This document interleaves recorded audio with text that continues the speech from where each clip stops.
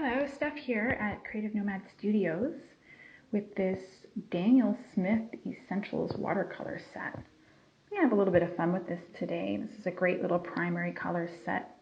Comes with 6 5 milliliter tubes of quinacridone rose, pyrrole scarlet, new gamboge, Hansa yellow light, French ultramarine, and phthalo blue. So I'm just going to get started here with a quick little sketch.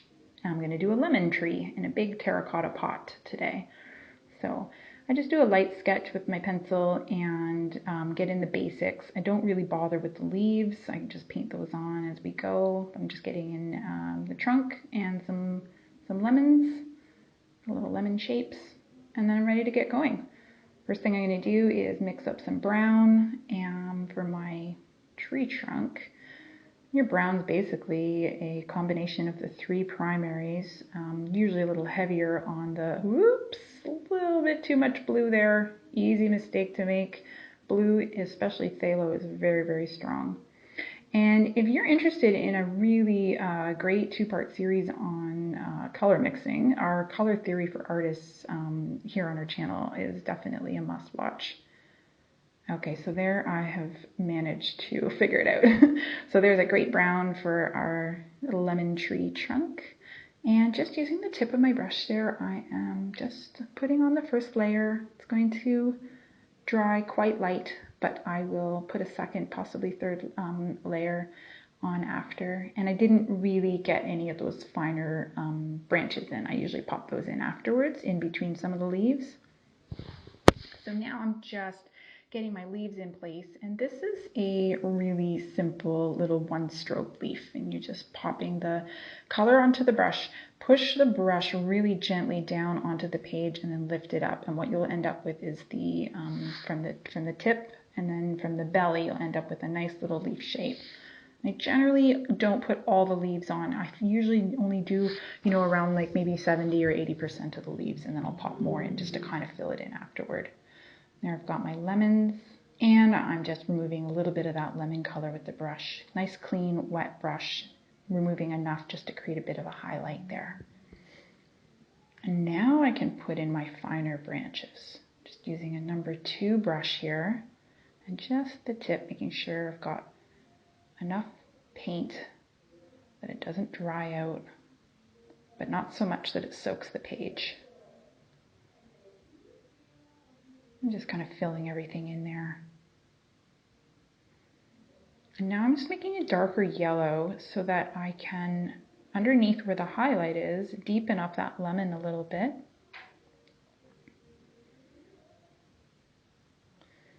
And then I'm going to do the same thing essentially with the leaves. I'm just going to kind of fill in those leaves a little bit with some darker green. And this is going to create a little bit of a sense of depth with the picture. And then we've got our little terracotta pot there. That's going to get a couple of layers. Each layer, what I love about layering watercolors is that you can build darker and darker, just like that. And then I will remove a little bit of that with the wet brush just to kind of create a little bit of a highlight there. And then continue building it. This is a nice, easy little illustration.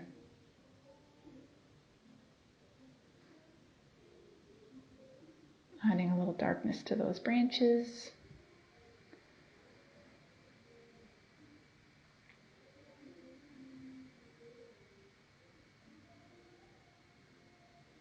And just deepening up the value on that pot a little bit more, adding a little shadow underneath and behind the bottom.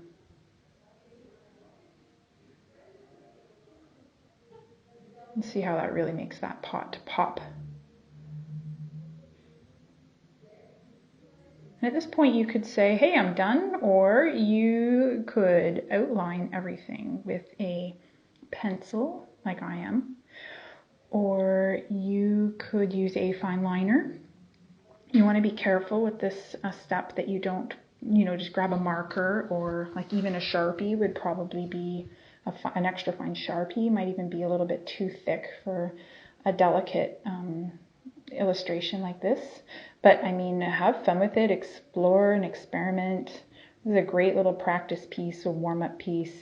And the really fun thing about pieces like this size, is that the cost is just minimal, the time is minimal, and you end up with just a little bit more experience. It's a great beginner project, something that you can pop onto the front of a greeting card or put into your scrapbook. Yeah. So I'm just going to go over a few of the sort of like final details for this. Deepening up those lemons just a little bit more. As you can see, the highlights are still there, and with every layer, the darkness, the lemons, creates that contrast with the highlights. So you just get that much more further into your painting, depending on how much you want to build it. You can just go around and create some darker leaves that look like they're behind the lemons and behind other leaves. It's a lot of fun and not too serious. I really hope you enjoyed this. Have a great day.